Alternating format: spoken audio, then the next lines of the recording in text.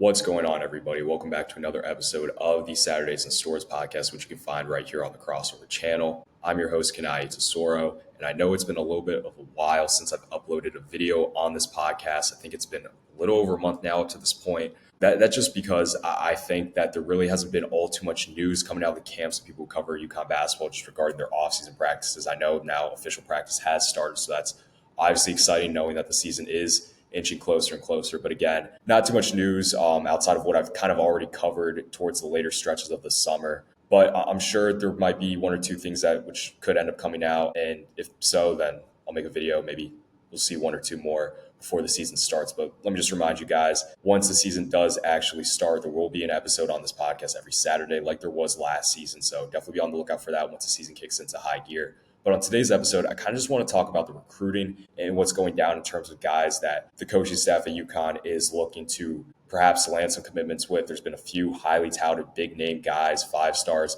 in this incoming 2026 class that will be playing college basketball following this upcoming season. So really excited about some of the names which I'm going to be talking about today. I think they could definitely bring a lot to the Huskies program. But before we get into that, if you like this podcast or anything else you see on this channel, please engage with our content any way you can. Whether it's liking our videos, subscribing to our channel, or telling other people about us. It goes along with growing what we do here at the Crossover. Additionally, turn on post notifications, be the earliest to our new videos. But let's get right into it. I think a good place to start is actually with the Big East schedule release. They put it out, I believe, yes. So they put it out almost a week and a half, maybe 2 weeks ago. I got to say, I'm not the biggest fan of the Big East schedule. I do think that February stretch is pretty rough. It really honestly starts with the later stretches of January where you're playing Villanova, who, we'll see how Villanova is in Kevin Willard's first year with the Wildcats there. But you got to play Providence at Gamble. I think Providence is going to be sneaky good this year. It's one of those teams I think is going to be on the bubble in the Big East, but definitely has a really high ceiling. You also have Creighton on the road at Omaha. We already know how tough it is for UConn to win in Omaha. Following that, you got Xavier, St. John's at the Garden, which is going to be one of the best games in college basketball across the country this year. I'm a firm believer in that. You also got to play Butler on the road. Butler, I don't think is going to be too good this year, but Hinkle Fieldhouse, tough place to play nonetheless. Then you got Georgetown, Creighton at home. So again, 2 tough teams. I think Georgetown's going to be really good this year, or at least better than what they've shown in the last few seasons. And then you got Villanova, St. John's, and that pretty much takes care of that tough stretch. But overall, I'm not a fan of some of the venue choices for some of these games. I mean, I think that the fact that you have to play St. John's on a Wednesday night in Hartford definitely isn't the most ideal scenario. I definitely think that that's a game you should have had at Gamble Pavilion in STORRS, preferably on a Friday night or Saturday night. But hey, it is what it is. They have no control over the Big East scheduling. So that's just the hand they got dealt. And it is what it is. I still think that UConn's going to have to play tough regardless. Nonetheless, even in the down year like last year, the Big East is still no joke. You're still prone to dropping a few games to teams you probably shouldn't. And yeah, they need to play tough every single game. But let's get right into the bulk of what this episode is going to be. Like I mentioned, it's going to be the recruiting.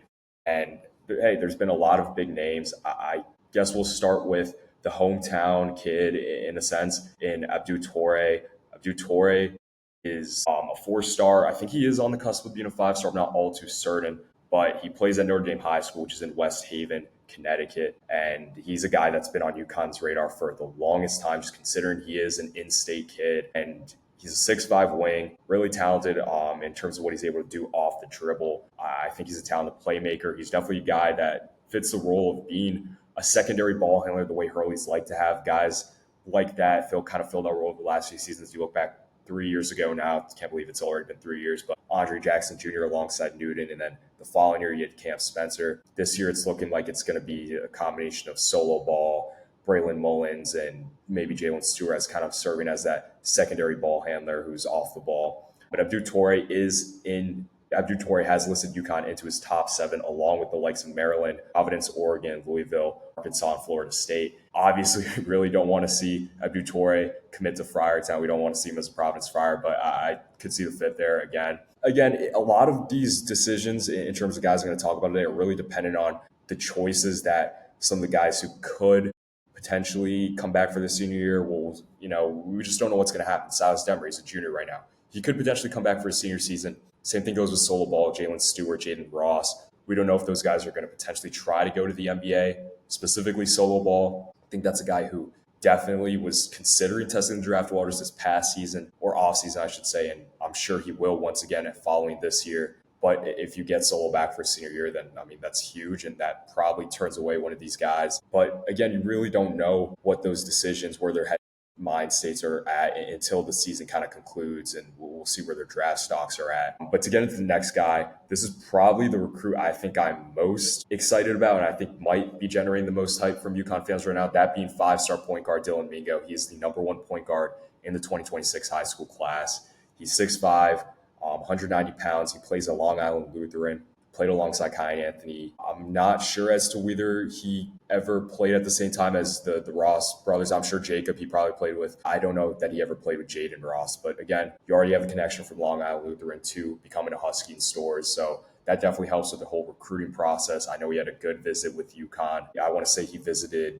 maybe 2 weeks ago. He's a consensus top 10 player in the class, and he fits the role of being that bigger, larger point guard that Dan Hurley's liked in with some of his most successful teams. At Rhode Island, he always had larger point guards. At UConn, Tristan Newton, of course, is the prime example of the perfect Dan Hurley point guard. This year, we're hoping Silas Demery can be similar to what Newton was. But again, Silas Demery, he's 6'5", fills that larger point guard role. So I think Dylan Mingo is really good. I mean, I believe in the AAU circuit, he averaged close to 20 points per game, 7 assists. He's a guy that can do so much. I mean, he's going to be a lottery pick. I have no doubt that Dylan Mingo is a one and done kid. It really is interesting how his recruiting process has kind of gone down because UConn really is the only true contending team which is on his list. I do forget some of the other teams that he has been offered by. I do believe Oregon was one. I think Washington was another. But really, it is interesting because you kind of don't know where Dylan Mingo's priorities are, where a lot of the other schools outside of UConn are programs which have a lot of NIL allocation money to put towards high stock players. Like you saw at Washington, they were able to throw out money to Great Osibor 2 summers ago and pay him handsome lump sum of money. I'm sure Dylan Mingo is going to command a lot in NIL money as well. But again, I think the path is there for him to step in, and who knows, maybe you lose solo ball after this year, but maybe you get Silas Demery back, you move Silas to the 2 and have Dylan Mingo run the point. I'm really excited if we do land a commitment from Dylan Mingo because I think he's perfect for what Dan Hurley wants. I think he's really creative off the dribble. I think he's a talented passer. He's able to find guys in the right spots, allow them to knock down some good looks. And I think he's going to defend at a high level too. And this is definitely a guy that I think should probably be one of the top priorities, if not the top priority for Dan Hurley's coaching staff and being able to land a commitment from. But getting into the next guy, that's Cole Clower. He is a top 25 wing in the 2026 class. He's 6'7". He's from North Carolina. He is listed his top 8 schools, which is really exciting. I actually believe today he put out his top 5. My mistake. So not top 7. UConn is in his top 5. He's between North Carolina, NC State, us, Alabama, and Florida. So definitely some really, really talented teams he could be going to. Really, really good coaches he could be playing for outside of maybe Hubert Davis. But I won't talk too much on that. But again, Will Wade at NC State, NATO to Alabama, Todd Gole in Florida, of course.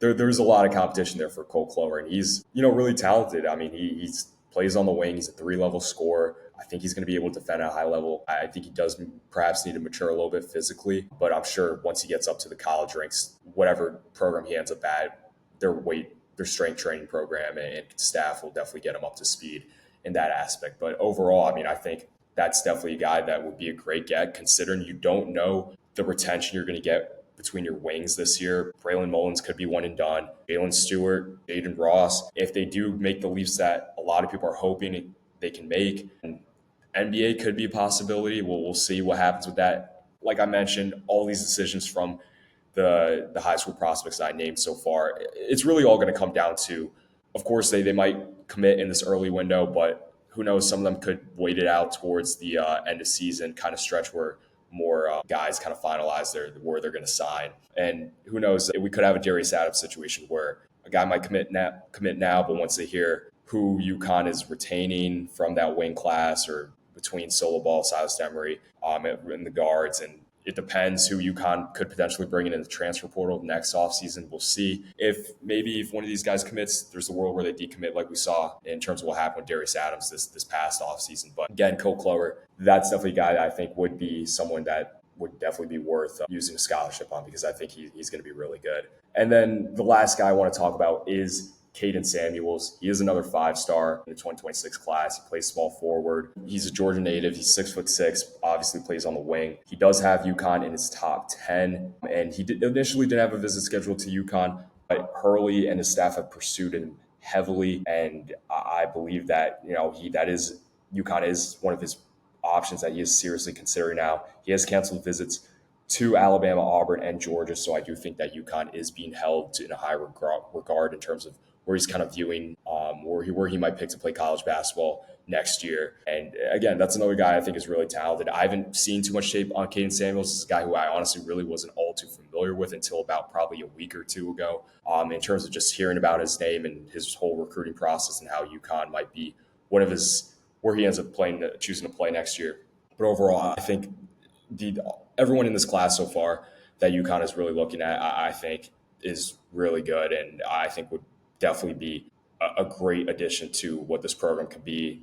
Again, you have the opportunity to chase a third national championship in 4 years this year, and then to be able to kind of reload with the amount of talent that they have the chance to bring in next year, on top of who you probably have a good chance of retaining, guys like Eric Riba, Jacob Furphy. Again, we'll see what happens with some of the upperclassmen like Jalen Stewart, Jaden Ross, Solo, Silas. But you are losing a lot of guys. Alex Caravan, someone's going to have to fill that role at the 4. You are going to lose Terrace Reed. Eric Riba will definitely probably be the starting center next year, assuming he stays a Husky. But yeah, I think there's going to be guys that have the opportunity out of this class if UConn is able to land some commitments from some of the guys I mentioned. I think there's paths for them to start right away. I do think there's paths for them to be important, big-time contributors off the bench right away as well. And I think, again, you combine that with what is the transfer portal now and how it's so easy it is to reload what you have in terms of experience and talent on a given college roster. UConn has a great chance to be right back in position to not only win a national championship this year with their roster that they built up, but also next year. I think they should be, once again, a top 10 team going into the 2026-27 college basketball season. But I think that pretty much takes care of everything I had on the whole recruiting tail process for UConn right now, going in terms of the 2026 recruits that they're looking at. I do know there's a few other names that UConn has thrown offers out to, like a Junior County, a Darius Ratliff. I'm really not too sure in terms of how seriously those guys are considering a commitment to UConn. I forget, I almost want to say Junior County did have a visit with UConn. I don't know if he canceled it or if he actually went on that visit, or if maybe he hasn't gone on it yet, but he's another point guard in that class. He's talented as well, but I think point guard wise, Dylan Mingo should be the number one priority for the staff overall. But again, I think it's going to take care of everything I had on this episode today. Season is only 6 weeks away. Super excited for the November 3rd game. Actually, before that, there will be 2 exhibition games, one against BC, one against Michigan State. Super excited for those games too, just to get a first early look at what the Huskies are going to be looking like this year in terms of lineups and just overall how they play on the court altogether. So super pumped for that. Terrace Reed looks like a monster. I'll put that out there too in the practice videos I've seen lately. He looks to be in incredible shape. I believe the reports that he's grown too. He does look like he is pushing 7 feet now. But again, I'm super pumped. Season can't come any sooner. We're almost there, so just hold out and let's hope the Huskies put up banner number 7. But again, that's going to take care of everything today. Until next episode, I'll see you all next time.